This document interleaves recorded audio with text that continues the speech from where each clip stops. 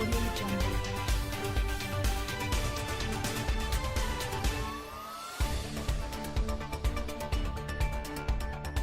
The Duke of Sussex has spoken for the first time about how the Duke of Edinburgh gave him the space to talk about serving in Afghanistan. Harry was twice deployed to Helmand Province during the UK's military operations, and in a BBC tribute programme to Philip he describes how his grandfather would never probe but listen. In an unusual show of unity, senior members of the royal family have come together to share memories that reveal Prince Philip's domestic side, including his keen interest in the Harry Biker's cookery shows, his playful affection for his children, grandchildren and great-grandchildren, and how he turned barbecuing into an art form. During Prince Philip, the royal family remembers, Harry says, going off to Afghanistan he was very matter-of-fact and just said, "Make sure you come back alive." Then when I came back, there wasn't a deep level of discussion, more a case of, "Well, you made it. How was it?" That's how he was. He was very much a listener, he sort of set the scene for you to be able to share as much as you wanted to share, but he would never probe. As the Duke of Cambridge affectionately puts it, "I can safely say there's never been a case of food poisoning in the family that's attributed to the Duke of Edinburgh." The documentary, originally conceived to mark Philip's 100th birthday in June, has been rebranded as a tribute program, with contributions from 14 members of the royal family, including Prince Harry and the beleaguered Prince Andrew. The Queen was not interviewed, but it is understood she has given her blessing, and granted producers access to her private film collection. Among the never-before-seen clips is footage of the Duke enjoying himself at Balmoral, on a rowing boat with Prince Edward, and racing around the garden with his children. He also appears excitedly riding a child's tricycle while the Queen runs behind. While the Duke was known for his sense of fun and humor, Harry tells the documentary that he was also a great listener.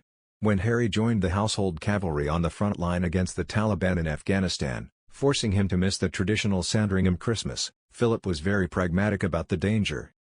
Harry's moving tribute to his grandfather in the film, Prince Philip, the royal family remembers, is a sign of his continuing affection for his family, despite wider accusations of racism and neglect within the institution that he and his wife Meghan have made in bombshell interviews since emigrating to California.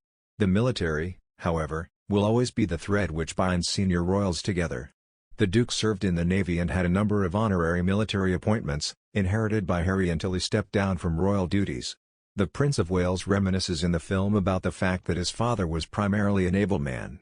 "Well, he took very seriously the fact that he was involved in the three armed forces," he said, "and obviously the Navy was his main service. But he took an inordinate interest in everything to do with the other two. He read up an awful lot and thought about it, and so he certainly put a lot of the generals and others through their paces, if you know what I mean. He'd always thought of a better way of doing it."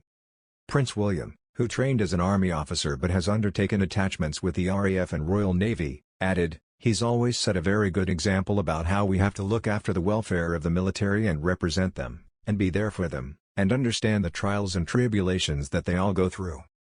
The royal family also remembered the Duke's love of cooking. "Cooking is something that I love talking to him about," reveals the Countess of Wessex, in an interview recorded before the Duke's death. "And he loves watching cookery programs.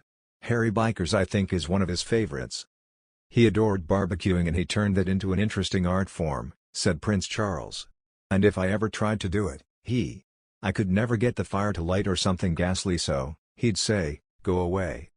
Every barbecue I've ever been on, the Duke of Edinburgh has been there cooking," added William. "We go on barbecues and there's no chef, there's not anyone else. He's definitely a dab hand at the barbecue." The program also features scenes shot inside Buckingham Palace, meeting the Duke's long-serving staff and capturing his study, private office and library just as they were during his remarkable 7 decades of public service.